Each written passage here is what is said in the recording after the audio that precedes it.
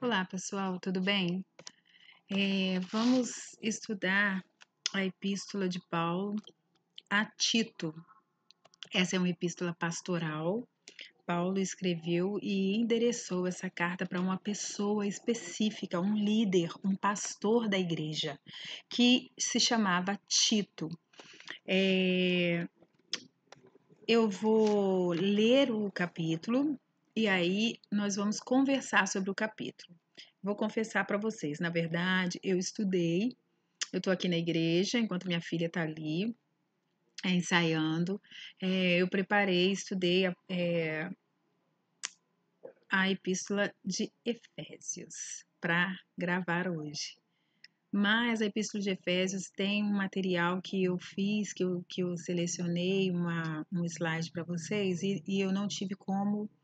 Aqui a gente está sem internet, então eu não tive como acessar aqui na igreja. E aí, então, eu peguei uma epístola menor de 3 capítulos para a gente estudar agora. E a gente vai um pouco que no improviso, tá, gente? Não é desleixo, não, tá? Não pense assim, que professora desleixada, tá falando que não estudou para dar o livro de Tito. Eu já estudei em outro momento, tá? E eu acho que tá fresco assim na minha memória as coisas que eu estudei, eu espero que esteja. E são só 3 capítulos, então eu acho que é uma epístola mais simples que eu posso gravar agora para vocês. Então eu peço que vocês não repassem, tá? Isso é uma aula do curso que a gente vai estudar, tá? Então é só para os alunos, tá bom? E nós vamos estudar então a epístola de Paulo, que Paulo escreveu para Tito. Mas antes eu quero orar com vocês, tá bom? Senhor, muito obrigada por este tempo que nós estamos aqui para estudar a Sua palavra. Peço, Senhor, que o Senhor fale ao nosso coração, que o Senhor ministre a Sua palavra a nós, traga a revelação do céu nesse livro que é tão cheio de riquezas, de ensinamento, de doutrinamento, Senhor. E eu peço que o Senhor, então, fale ao nosso coração, Senhor, que o Senhor encontre em nós, Pai, abertura para que o Senhor possa ministrar, para que a gente possa, então, ser transformado, Senhor, e para que a gente possa ser cheios da graça do Senhor, conforme diz essa palavra, essa graça que nos educa, que nos ensina, que nos faz crescer. Se manifeste para nós, Deus, através dessa graça que o Senhor revela neste livro, é o que eu te peço, em nome de Jesus. Amém. Bom, gente, então, antes de tudo, eu quero falar para vocês que Tito era pastor em uma igreja é, em Creta, na ilha de Creta. Depois vocês podem ver isso, essa ilha, visualizar naqueles mapas que a gente tem. Infelizmente eu não posso mostrar para vocês porque eu estou sem esse dispositivo agora aqui, tá? Mas Paulo escreve então para um pastor que ele deixou na ilha de Creta. A gente sabe que depois que Paulo esteve preso na primeira prisão, a prisão domiciliar em Roma, ele então Paulo foi solto e aí ele foi para alguns lugares em que ele tinha vontade de ir. Dentre os lugares que ele queria ir para a Espanha. Então, quando ele sai da prisão e que ele vai para alguns desses lugares que ele intencionou ir e que ele fala isso nas epístolas, ele deixa Tito na ilha de Creta, ele deixa Timóteo em Éfeso. Então, depois que ele deixa Timóteo em Éfeso, Tito em Creta, ele escreve esse livro, escreve primeiro a Timóteo e escreve essa epístola de Paulo a Tito, tá bom? Então, vamos lá. Vamos ler o capítulo 1. Paulo, servo de Deus e apóstolo de Jesus Cristo, para promover a fé que é dos eleitos de Deus e o pleno conhecimento da verdade, segundo a piedade, na esperança da vida eterna que o Deus que não pode mentir, prometeu antes dos tempos eternos e em tempos devidos manifestou sua palavra mediante a pregação que me foi confiada por mandato de Deus, nosso Salvador, a Tito, verdadeiro filho, segundo a fé comum. Graça e paz graças da parte de Deus e Pai e de Cristo Jesus, nosso Salvador. Só nesse início aqui a gente já tem uma noção, como a gente já conhece, a forma como Paulo escreve, a gente já tem uma noção do que ele vai dissecar na carta inteira, do que ele vai falar na epístola. E uma palavra que se repete aqui é a palavra verdadeiro e é a palavra mentir. Por que Paulo fala isso? Por que ele enfatiza isso? E a gente vai ver que no decorrer da epístola ele vai falar muito sobre isso, sobre verdadeiro, sobre verdade, sobre mentir. Eu tenho anotado, mas eu não trouxe, infelizmente, mas eu tenho anotado até quantas vezes Paulo faz isso. Escreve e fala essa palavra mentir ou verdadeiro. Porque a gente entendendo um pouco do contexto histórico, Creta, a ilha de Creta, eles eram conhecidos como mentirosos. A ideia, não sei se vocês já ouviram falar do Minotauro, que é metade homem, metade touro, né? Aquele bicho, metade homem, metade touro. Essa ideia do Minotauro nasceu em Creta, né? Que existiam minotauros. Uma outra coisa, o túmulo de Zeus, essa ideia também nasceu em Creta. Então, eles eram mentirosos, eles tinham essa fama de mentirosos. A gente vai ver isso aqui, uma pessoa de lá de Creta, um profeta, né? Na verdade, como se fala?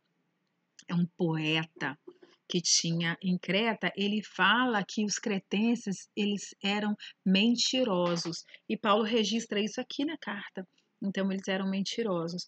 E aí, Paulo começa a carta confrontando essa característica da cidade. Ele fala o seguinte: ó, servo de Deus e apóstolo de Jesus Cristo para promover a fé que é dos eleitos de Deus e o pleno conhecimento da verdade. Então, ele começa falando que ele é servo de Deus, é do feitio de Paulo falar isso, e apóstolo de Jesus, e ele fala que o objetivo dele é promover a fé, que é dos eleitos de Deus, e o pleno conhecimento da verdade. E aí ele fala, segundo a piedade, na esperança da vida eterna, que o Deus que não pode mentir prometeu. Então ele fala que ele é verdadeiro. Olha, ele fala que ele é apóstolo verdadeiro, apóstolo segundo a verdade, e ele fala que o Deus que não pode mentir é que fez promessa, ó, antes dos tempos devidos e antes dos tempos eternos e em tempos devidos, manifestou a sua palavra mediante a pregação que me foi confiada por mandado de nosso Salvador. E aí ele volta a falar a palavra verdade. Aí ele falou, a Tito, verdadeiro filho, segundo a fé comum.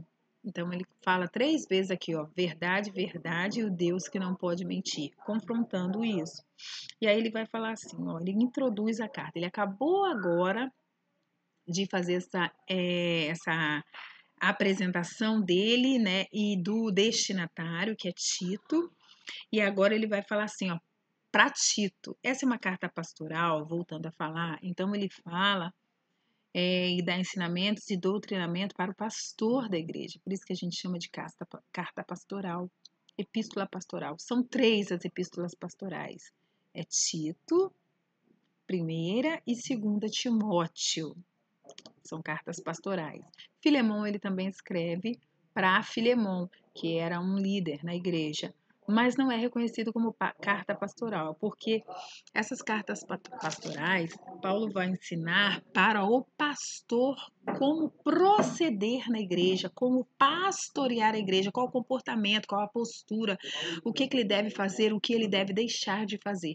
Então, por isso é uma carta pastoral. Ele vai ensinar e doutrinar a igreja através do seu pastor. Ele vai falar com o pastor quais as características ele deve ter, o que a igreja também deve ter como característica, mas ele está falando isso não diretamente para a igreja, mas está falando para o líder, para o pastor.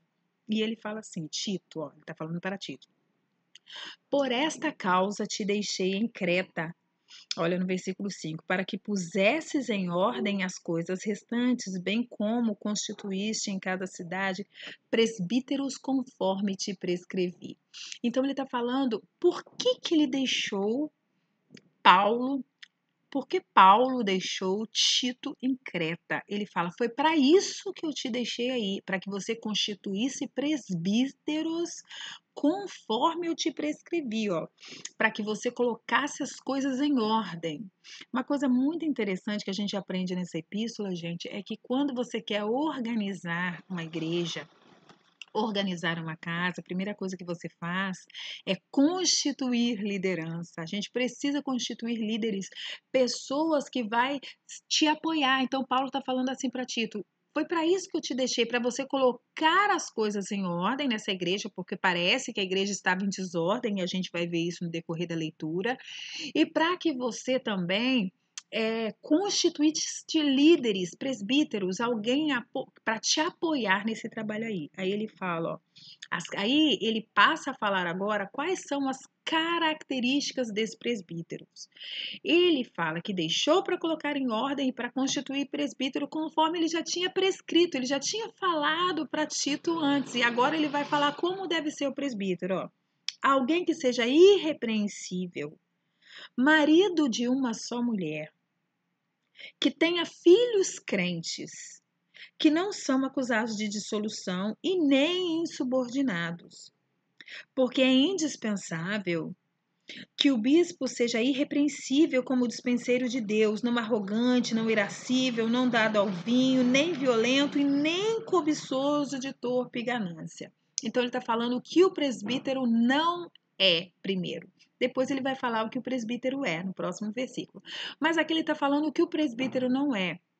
E aí ele fala, ó, alguém que seja irrepreensível. Já parou para pensar o que significa a palavra irrepreensível?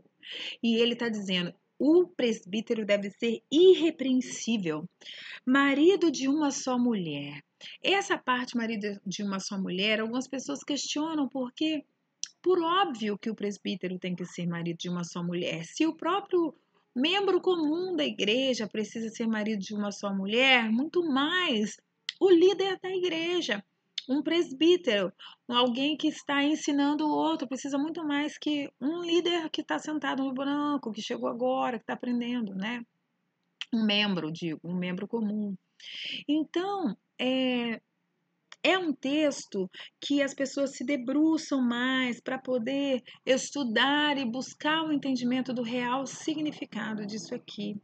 E alguns acreditam que talvez, e muito provavelmente, Paulo aqui esteja falando que o presbítero deve ser marido de uma só mulher em relação, não em relação a ter duas mulheres ao mesmo tempo, mas em relação a ser marido de uma mulher separa e é marido de outro, e aí fica aquela confusão, divórcio, enfim. Então, alguns acreditam que aqui Paulo está falando sobre isso, que o presbítero tem que ser exemplo em relação a relacionamento, que ele tem que ser marido de uma só mulher, no sentido de que ele não deve ser uma pessoa que se separou da esposa e casou de novo. Então, alguns acreditam que é isso, tá? Então, vamos lá. Alguém que seja irrepreensível, marido de uma só mulher, que tenha filhos crentes. É bem interessante porque aqui Paulo vai falar da característica do filho do presbítero. O presbítero, o líder, ele tem que ordenar a sua casa para ordenar a igreja. Se ele não consegue ordenar a sua família, como ele vai conseguir ordenar a igreja? Então, nesse sentido, Paulo, inspirado por Deus, está falando para Timóteo, não, para Tito, que ele precisa constituir líder. E aí ele vai falar, ó, ele tem que ser irrepreensível, marido de uma só mulher, e em relação aos filhos deles, ó, tem que ser crentes que não são acusados de dissolução e nem são insubordinados. Então tem que ter filhos obedientes. Tá? Aí ele vai falar porque é indispensável que o bispo seja irrepreensível como dispenseiro de Deus. Ele começa a falar características boas agora. O que é dispenseiro de Deus? O que é dispenseiro? Tem a ver com dispensa, com as coisas que guardam, né? Então ele tem que ser um dispenseiro de Deus, não arrogante, não irascível, não dado ao vinho, nem violento, nem cobiçoso de torpe ganância. Então, essas são as características que o bispo não pode ter. E aí ele passa a falar agora das características boas, ó. Antes, ele precisa ser hospitaleiro, ou seja, receber bem as pessoas em sua casa, em sua igreja, né? Amigo do bem, sóbrio, justo, piedoso e que tenha domínio de si. Olha, apegado à palavra fiel, que é segundo a doutrina, de modo que tenha poder assim para exortar pelo reto ensino, como para convencer os que contradizem.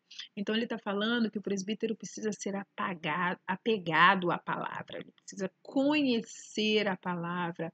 E mais do que conhecer, ele precisa viver a palavra, porque ele vai falar que ele precisa ter poder, ele precisa ter autoridade, tanto para ensinar a palavra, como para exortar os que contradizem, convencer os que contradizem. Olha que forte, gente. Então a gente vê que na igreja existiam muitos contradizentes. Nós vamos ver isso na continuidade da leitura, que tinha um grupo de pessoas que realmente estavam contradizendo, ensinando uma doutrina torta, e Paulo vai falar que ele precisa falar a sã doutrina. O que é a sã doutrina? A doutrina verdadeira, a doutrina cura, né, que traz cura. E aí a gente vê que então tinha no contexto aqui contradizentes que estavam falando uma doutrina falsa, né, um falso ensinamento. E aí, ó, ele vai falar então, ó, que esse presbítero ele precisa ter autoridade, ele precisa ter poder, não apenas para ensinar a palavra, mas para convencer os que contradizem. E agora ele passa a falar sobre os que contradizem. Quem são essas pessoas? Quem são esses insubordinados? Quem são esses contradizentes? E aí ele vai falar no versículo 10 o seguinte, ó: porque existem muitos insubordinados, palavradores frívolos e enganadores, especialmente os da circuncisão, ou seja, ele está falando aqui, existem muitos insubordinados, palavradores frívolos. O que é isso, gente? Ideia de pessoas que fala frivolamente, né? Que fala sem pensar, que fala demais. Aí ele fala especialmente os da circuncisão, ou seja, principalmente os judeus. Tem judeus aí que estão contradizendo o ensino. Aí Paulo vai falar no próximo versículo, ó, no 11, que fala assim: é preciso fazê-los calar. Então, ele está falando assim: olha, você tem que ter autoridade para ensinar, convencer o que estão contradizendo e preciso que você faça eles se calarem. E aí, na continuidade aqui, ó, essa carta é bem interessante, que eu já decorei várias partes dessa carta. Eu gosto muito dessa epístola, de Tito, que ele fala assim: é preciso fazê-los calar, porque eles andam pervertendo casas inteiras. O que é isso? A gente sabe que a igreja, que as reuniões eram nas casas.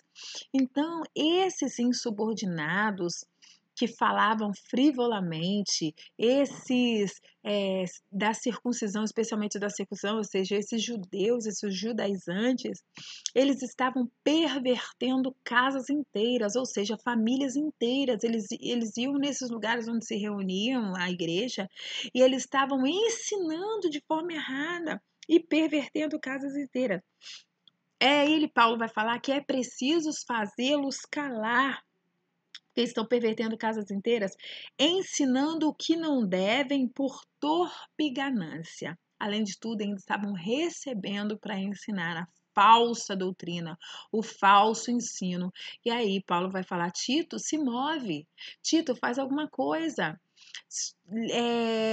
Levanta obreiros aí que tenham caráter, que tenham domínio de si, que sejam homens de Deus, e vai ensinar a sã doutrina, ensina aí a palavra, chama pessoas que sejam apegadas à palavra, ensina a palavra e faz esse pessoal aí, esses contradizentes, esses falsos obreiros, esse povo dos judeus que estão ensinando errado, faz eles calarem, porque eles estão pervertendo casas inteiras, pessoas que nós ganhamos para Jesus e agora eles estão ensinando uma doutrina falsa e por torpe ganância ainda estão recebendo por isso. Faz com que eles se calem. Faça alguma coisa. Parece que Paulo está dando uma sacudida em Tito. Eu tenho essa impressão aqui que Paulo dá uma sacudida em Tito aqui. Aí ele vai falar, ó, no versículo 12, o que eu disse para vocês aqui, ó, foi mesmo dentre eles um seu profeta que disse: cretenses, sempre mentirosos, feras terríveis e ventres preguiçosos. E aí no próximo versículo ele vai falar assim: tal testemunho é exato. Portanto, repreende-os severamente para que sejam sadios na fé. Paulo, então, está falando aqui, ó, que tem um profeta, né, que na verdade foi um poeta, e esse poeta se chamava Epimênides, a história conta, e ele viveu uns 400 anos antes dessa carta ser escrita.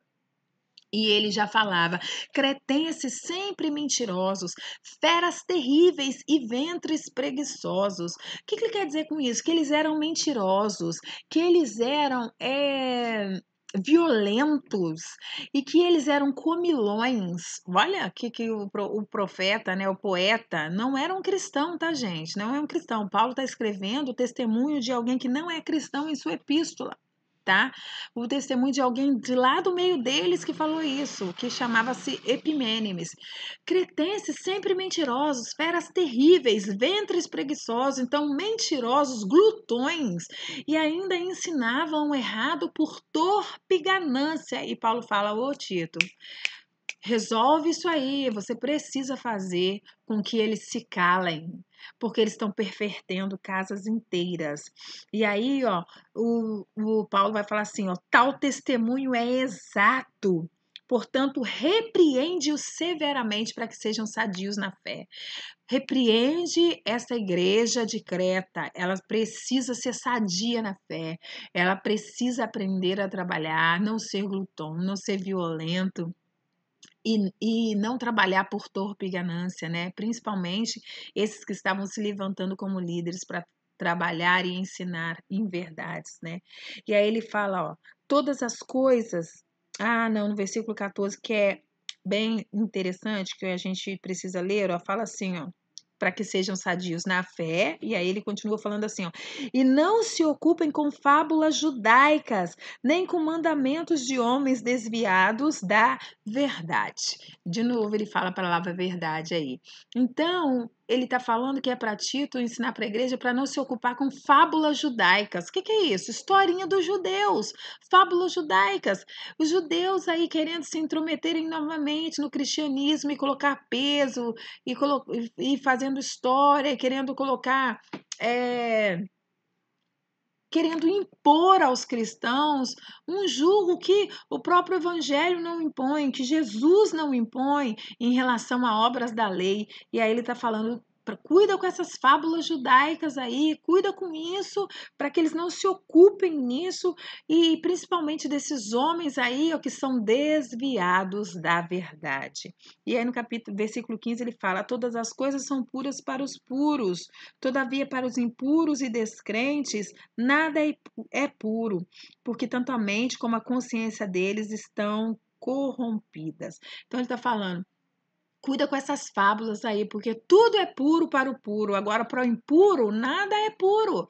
Então, o problema está aqui na mente deles. Tudo é puro para quem é puro. Agora, quando a pessoa é impura, qualquer coisa que ele faça também se torna impura. E aí ele vai falar, ó, no tocante a Deus, eles professam conhecê-lo. Então, em relação a Deus, eles professam conhecê-lo. Por palavras, naquilo que eles falam. Mas aí ele vai falar, entretanto, o negam por suas obras. Por isso é que são abomináveis, desobedientes e reprovados para toda boa obra. Então ele fala, no tocante a Deus, eles professam conhecê-lo, eles estão falando que conhecem a Deus, mas ao contrário disso, ó, eles negam a Deus pelas obras. Já viu situação assim, que a pessoa prega sobre Deus, fala sobre Deus, mas A postura e a atitude é totalmente contrária ao princípio do evangelho. É isso que Paulo está falando. Eles falam com a sua boca, mas as suas atitudes demonstram outra coisa. Eles negam a Jesus por aquilo que eles fazem, pelas suas práticas. Então, eles têm a teoria, mas a prática eles não têm. E Paulo vai falar sobre a prática depois, mais ao final do livro. E aí, ó, é por isso que Paulo fala assim, é por isso que eles são abomináveis, desobedientes e reprovados para toda boa obra, porque eles só têm teoria, estão reprovados, tá? E aí, Paulo agora, no capítulo 2, ele vai falar especificamente para Tito, agora ele tem um ensinamento pastoral, agora ele vai falar especificamente para Tito, e ele fala assim, ó, 2:1, acompanha aí. Tu, porém, então ele está falando dos falsos mestres, ele está falando desses judaizantes que ensinam inverdades por torpe e ganância, e agora ele vai fazer um contraste com a pessoa de Tito. Essas são as pessoas que estão agindo errado. Aí agora ele vai falar, tu, porém, fala o que convém à sã doutrina. Então, existe uma doutrina que não é sã, eles estão falando, e esses contradizentes estão ensinando aquilo que não convém à sã doutrina, que não é verdadeiro. E aí, Paulo está falando, não se deixe influenciar por estes que falam isso e vivem que falam e vivem totalmente diferentes, suas atitudes são totalmente contrárias àquilo que diz o evangelho. Ele fala: "Você, porém, fala o que convém à sã doutrina". E agora, Paulo vai começar a falar qual é o ensinamento que Tito deve levar para a igreja. Aí ele vai falar sobre as classes da igreja. Ele vai falar sobre as jovens, sobre os idosos, sobre as mulheres recém-casadas. Ele vai dar ele sabe, Paulo sabe a característica da igreja, os problemas que a igreja vive, e agora ele vai dar doutrinamento, né? Doutrinamento é o nome da palavra, eu ia falar doutrinação.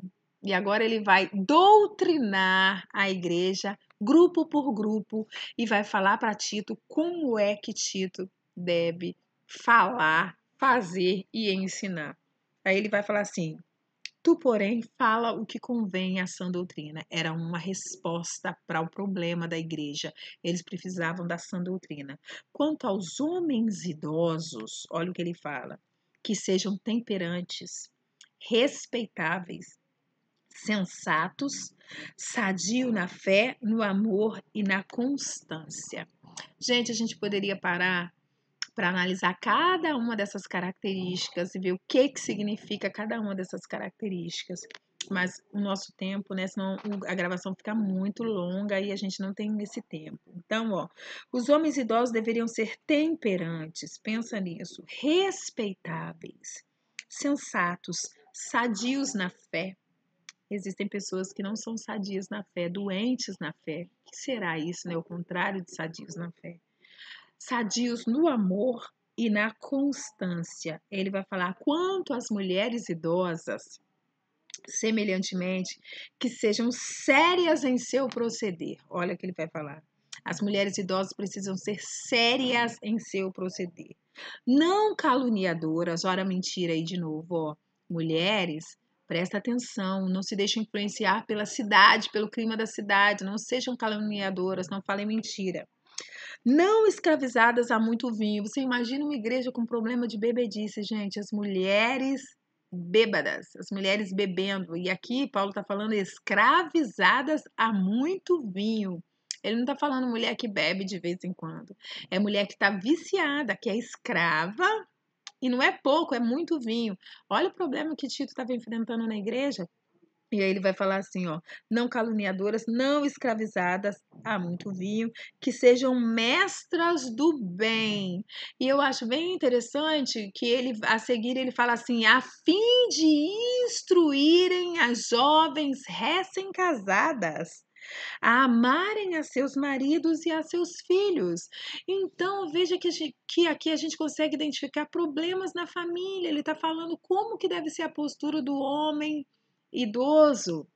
E aí agora ele está falando das mulheres mais velhas que tinham problemas com bebida e escravizadas a muito vinho, e agora elas precisam ter uma postura séria para ensinar as jovens recém-casadas a amarem aos seus maridos e aos seus filhos. Olha que coisa, que problemas pontuais Paulo está tratando aqui, ó.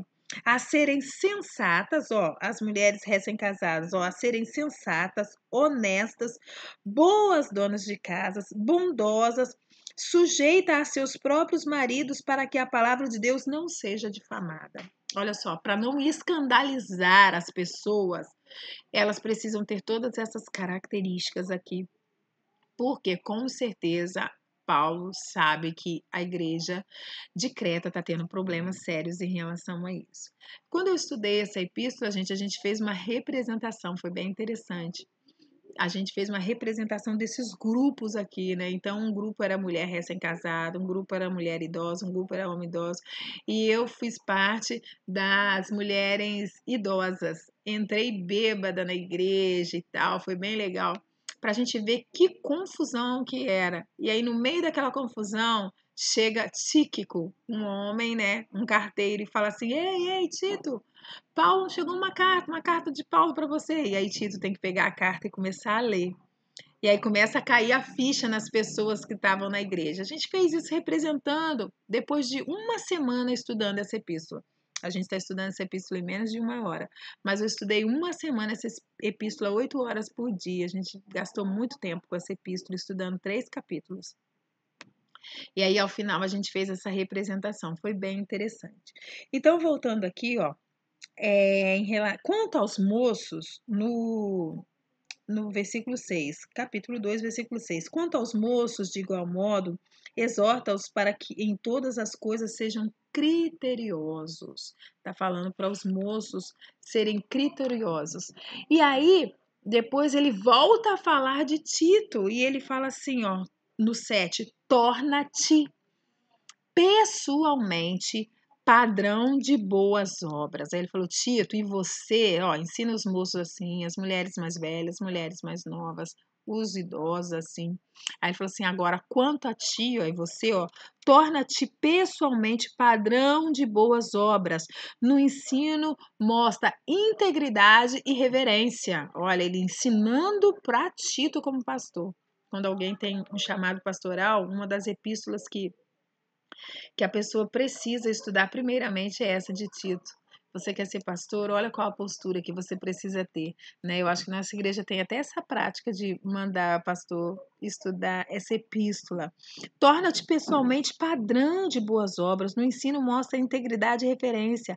Linguagem sadia e irrepreensível, olha, para que o adversário seja envergonhado, não tendo indignidade nenhuma que dizer a nosso respeito. E aqui, gente, alguns acreditam que esse adversário que Paulo está falando é uma pessoa específica que estava falando indignidade a respeito de Paulo, indignidade a respeito do próprio Tito. Que não é o diabo, que às vezes a gente lê e fala assim, para que o adversário, já imagina o adversário um ser espiritual. Mas aqui existe uma grande possibilidade, Paulo está falando de uma pessoa específica que estava falando mal de Paulo, que estava falando mal de Tito, que estava falando mal do evangelho, provavelmente é um judaizante. E aí Paulo fala assim, mostra linguagem sadia, integridade, ó, na sua linguagem, para que o adversário não tenha indignidade nenhuma que dizer a nosso respeito. E aí ele volta a falar de novo. Quando ele fala de jovem, ele inclui Tito e dá uns conselhos para Tito, e agora ele volta a falar. E quanto aos servos, no versículo 9, sejam em tudo obedientes aos seus próprios senhores, dando-lhes motivo de satisfação e não sejam respondões, está falando aos servos. Não furtem, pelo contrário, deem prova de toda fidelidade, a fim de ornarem em todas as coisas a doutrina de Deus, nosso Salvador. A gente lembra aí da epístola de Paulo a Filemon e da situação de Onésimo, a gente vê que o empregado furtar o patrão era uma coisa tipo cotidiana, né? Uma coisa que acontecia muito. E aí Paulo está falando que esse servo não furta mentir, mas que ele seja honesto. E aí, ó,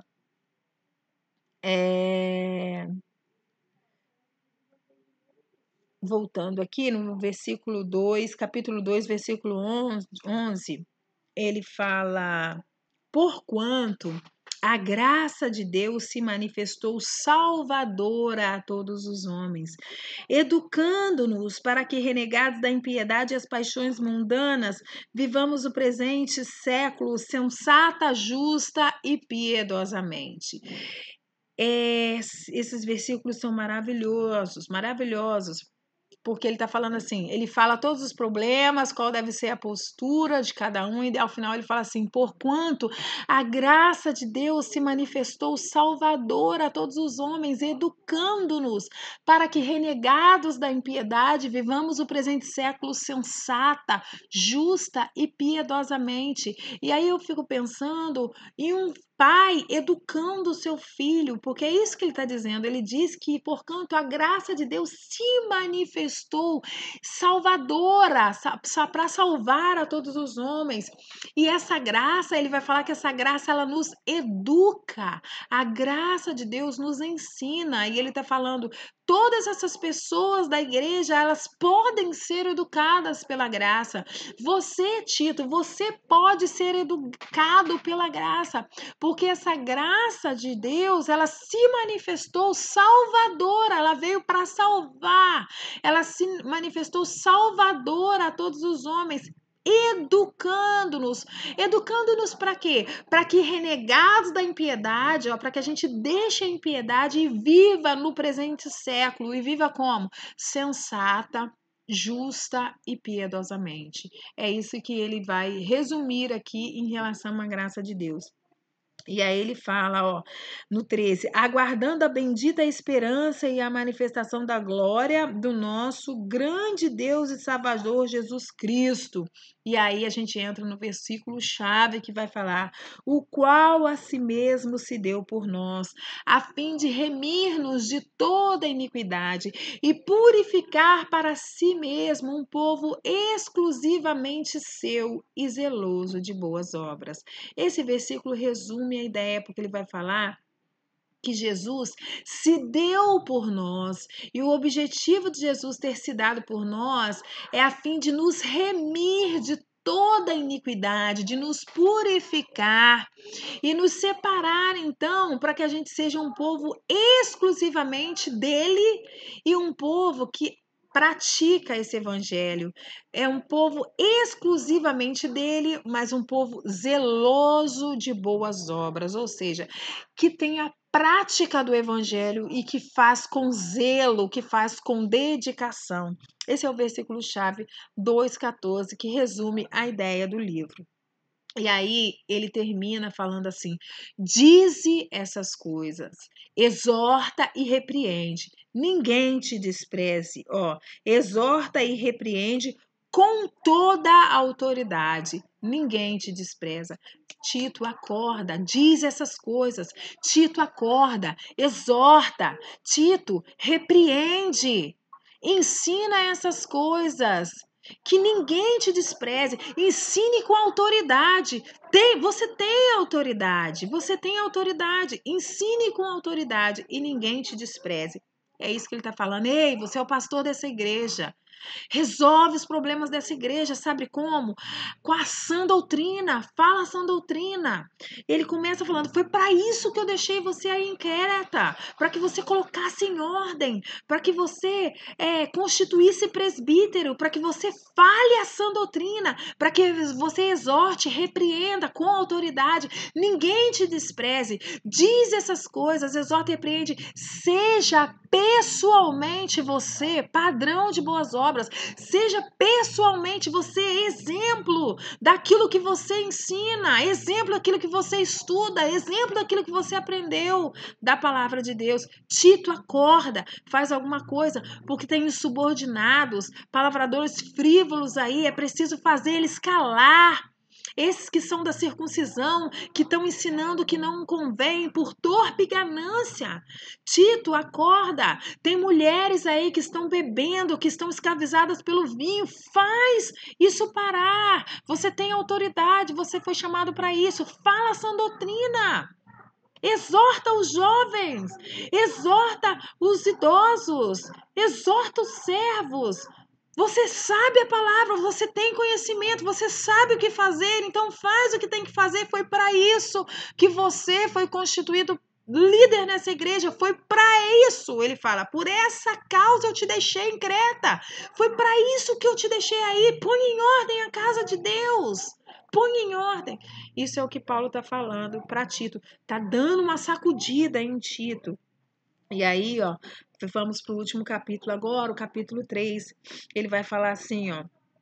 Ele está falando ainda no contexto de autoridade, ele fala, diz essas coisas, exorta e repreende com toda a autoridade, ninguém te despreze.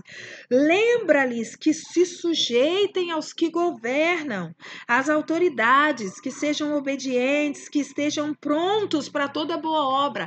Lembra sobre a autoridade, não só a autoridade interna, que você é autoridade, mas a autoridade constituída, toda autoridade constituída por Deus. Que se sujeitem às autoridades.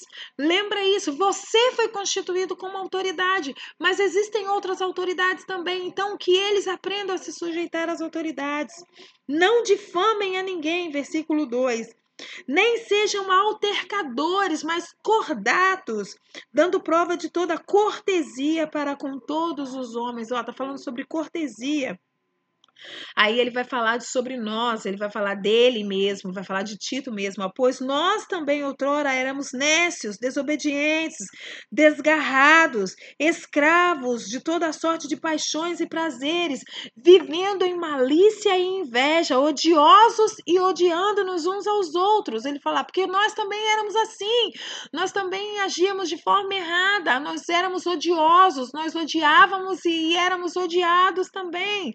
Nós tínhamos malícia, nós tínhamos inveja, a gente vivia assim, ó, com toda sorte de paixões e práticas e de prazeres e errados, né, de uma vida errônea. Ele fala assim, quando porém, olha, no 3:4, quando porém se manifestou a benignidade de Deus, o nosso Salvador, e o seu amor para com os homens, ele fala, não por obra de justiça praticada por nós, mas segundo sua misericórdia, ele nos salvou mediante o lavar regenerador e renovador do Espírito Santo, que ele derramou sobre nós ricamente por meio de Jesus Cristo, nosso Salvador, a fim de que, justificado por graça, nos tornemos seus herdeiros, segundo a esperança da vida eterna. Então ele vai falar, nós éramos assim também, a gente agia totalmente errado, mas brilhou uma luz para nós, é o que ele está falando, ó. Quando, porém, se manifestou a benignidade de Deus, nosso Salvador, e o seu amor, não foi por obra, não foi por aquilo que a gente faz, mas por sua misericórdia. Ele nos lavou, ele nos limpou, ele transformou, ele apagou essas coisas. E agora nós somos nova pessoa, nós somos nova vida. Então, é possível, isso precisa acontecer nessa igreja. É isso que precisa acontecer. E aí ele vai falar, ó, a fim de que, justificado por graça, nos tornemos seus herdeiros, segundo a esperança da vida eterna. Nós fomos justificados por graça. Essa graça, ela que nos educa, essa graça também precisa chegar nessa igreja e essas pessoas precisam provar dessa graça definitivamente e entender que agora elas são lavadas e remidas por essa graça para uma esperança, né? E ele vai falar, ó, a esperança de uma vida eterna. E aí no versículo 8, 3:8, ele fala, fiel é a palavra. E eu quero, Tito, que no tocante a essas coisas você faça afirmação confiadamente.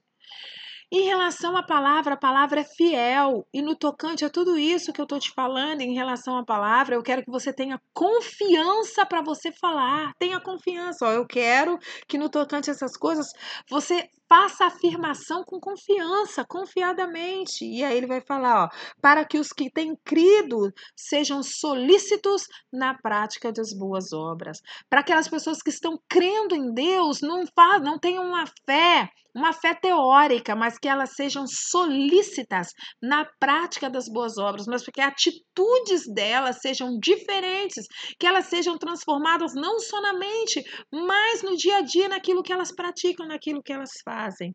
E aí, ó, ele vai falar, essas coisas são excelentes e proveitosas aos homens. Que coisas? A prática das boas obras, crer e praticar, né? E aí ele vai falar, faça a afirmação, tenha confiança para você fazer a afirmação, para que essas pessoas que têm crido também sejam solícitas na prática das boas obras. E aí ele volta a falar sobre os falsos aqui de novo. E aí ele vai falar, ó, Tito, atenção, no 9, ó. Evita discussões insensatas, genealogias e contendas e debates sobre a lei, porque não têm utilidade, são fúteis.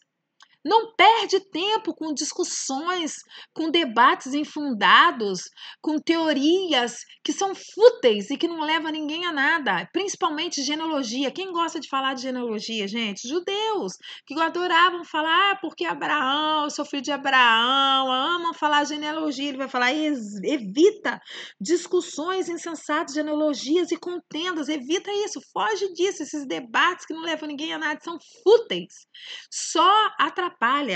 Ele vai falar de novo, ó. Evita o homem faccioso. Por isso que a gente tem essa impressão, existe uma pessoa específica na igreja e Paulo vai chamar essa pessoa de o homem faccioso. Olha, é o homem que traz divisão, que traz contenda. Evita o homem faccioso depois de admoestá-lo primeira e segunda vez. Então você chega, chama ele e fala com ele uma primeira vez. Não deu certo, você chama, fala com ele uma segunda vez. Se não deu certo, olha o que Paulo fala, ó. Evita o homem faccioso depois de admoestá-lo primeira e segunda vez, pois sabes que tal pessoa está pervertida e vive pecando, e por si mesma já está condenada.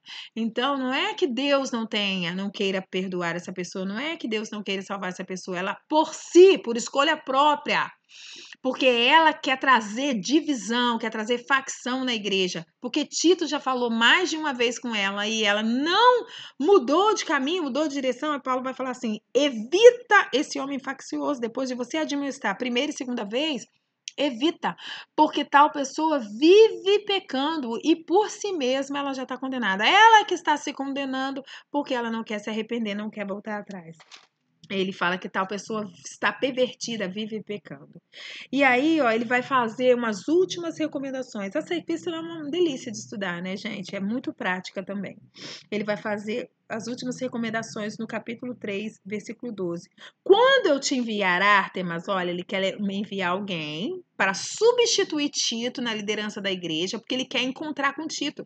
Veja que o problema era tão sério aqui que Paulo está escrevendo uma carta para ele, está dando ensinamento para ele, mas Paulo quer tá tete a tete com ele, olho no olho, bater aquela conversa de discipulador para discípulo, de pai para filho, né? Porque ele chama título de verdadeiro filho. Talvez tivesse até gente aí falando que, eu também sou discípulo de Paulo, também sou filho de Paulo, também posso ensinar. Mas aí Paulo está falando, o título é meu verdadeiro filho. Por quê? Porque se alguém está se levantando aí falando que é filho, não é verdadeiro. Tito é verdadeiro, né? E aí, ó, ele quer encontrar com Tito. Ele fala, Tito, quando eu te enviar a Ártemas ou Tíquico, quando eu te enviar, olha, apressa-te a vir até Nicópolis ao meu encontro. Eu estou resolvido de passar o inverno ali. Então ele fala, eu quero encontrar com você, essa conversa não acabou, tem muita coisa que a gente precisa conversar, mas a igreja não vai ficar sozinha, eu vou te enviar a Ártemas ou Tíquico, e aí você tenha pressa de vir se encontrar comigo, vem rápido se encontrar comigo até Nicópolis, porque eu vou passar o inverno ali, então eu vou te esperar ali, vem se encontrar comigo. E aí ele fala, ó, encaminha com diligência a Zenas, o intérprete da lei, e a Apolo, a fim de que não lhes falte coisa alguma. Aí você vê quem está com Tito nessa igreja, Zenas e Apolo. Quem são essas pessoas? São líderes fortes na igreja. Zenas, ele vai falar aqui que ele é o intérprete da lei, ou seja, uma igreja que está tendo tanta ideologia, tanta, palavradores frívolos, pessoas que falam, especialmente da circuncisão, que ficam debatendo sobre sobre genealogia. Paulo fala para ele evitar, mas ao mesmo tempo, quem está ali? Zenas, o intérprete da lei, alguém safo, alguém que entende sobre a lei, alguém que interpreta a lei, está ali nessa igreja. Veja que o problema era tão grande que tá Zenas nessa igreja, o intérprete da lei está ali para dar um help, um socorro mesmo para Tito. A outra pessoa, Apolo, encaminha com diligência a Zenas, o intérprete da lei, e Apolo. Quem era Apolo? Lembra que a gente estudou Coríntios? Uns diziam, eu sou de Paulo, outro eu sou de Apolo, né? Apolo era uma pessoa eloquente na palavra, um grande pregador, né? Que até as pessoas ficavam se comparando ele com Pedro, com Paulo, né? Paulo, em alguma determinada cidade, passou, se não me falha a memória, Corinto, e Apolo tinha passado por lá. Em algum lugar, Apolo já tinha passado, já tinha pregado o evangelho. Então, Apolo era um pregador, Zenas era o intérprete da lei, estava ali com Tito, e Paulo precisou escrever essa carta para dar uma sacudida, porque o negócio estava feio nessa igreja, o negócio estava feio mesmo. Se você parar para pensar nos problemas, você vai ver como o negócio estava feio nessa igreja.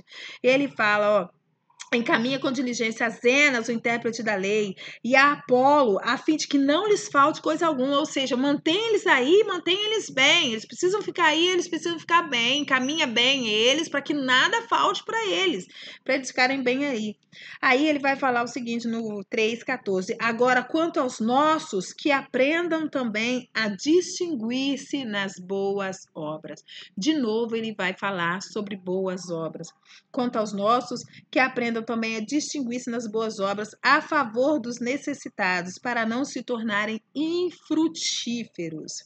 E aí eles falam, todos os que se acham comigo te saúdam, saúda quantos amam na fé, a graça seja com todos vós.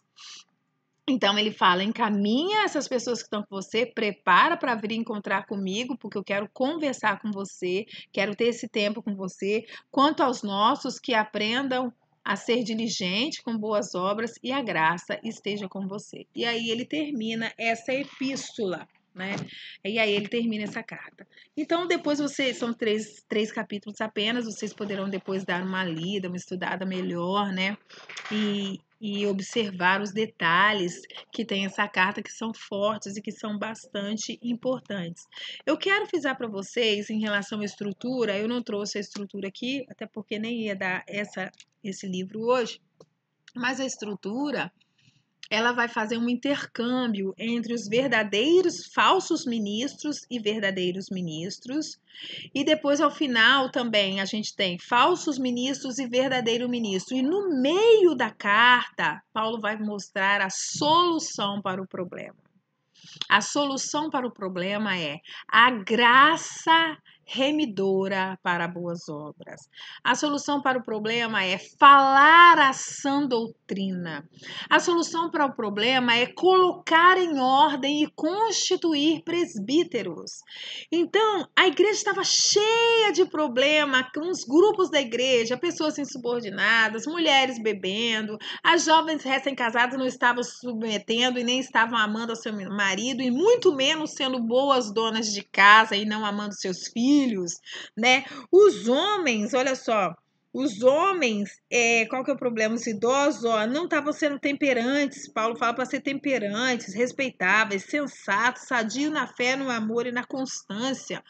Olha os problemas, fala sobre os jovens, e aí ele vai falar sobre o próprio pastor. Você, acorda! Você, Tito, foi para isso que você foi constituído, foi para isso que você foi deixado aqui. O próprio pastor estava precisando de um incentivo para se mover, para fazer alguma coisa. E aí Paulo, então, escreve essa carta para organizar, para pôr em ordem, né? Põe em ordem a igreja de Deus. Eu acho que a gente poderia até, né, colocar um título aqui de uma sessão, né? Tito, põe em ordem a igreja de Deus. Foi para isso que você foi colocado aqui, colocar em ordem a igreja de Deus. E aí, o coração desse livro tá nesses capítulos, esse capítulo 2, versículo 11 até o 15, talvez, né? Vai falar sobre isso, ó. O 11 e o o 12, o 13 e o 14, mas principalmente o 14, que é o versículo-chave. Então, o coração desse livro: porquanto a graça de Deus se manifestou salvadora a todos os homens, educando-nos para que, renegados da impiedade, vivamos o presente século sensata, justa e piedosamente. A graça de Deus nos educa, a graça de Deus nos transforma, a graça de Deus é que pode colocar em ordem.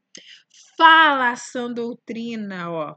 Fala a sã doutrina, exorta e repreende, diz essas coisas, exorta e repreende com toda a autoridade. Essa seria a solução para os problemas da igreja de Creta.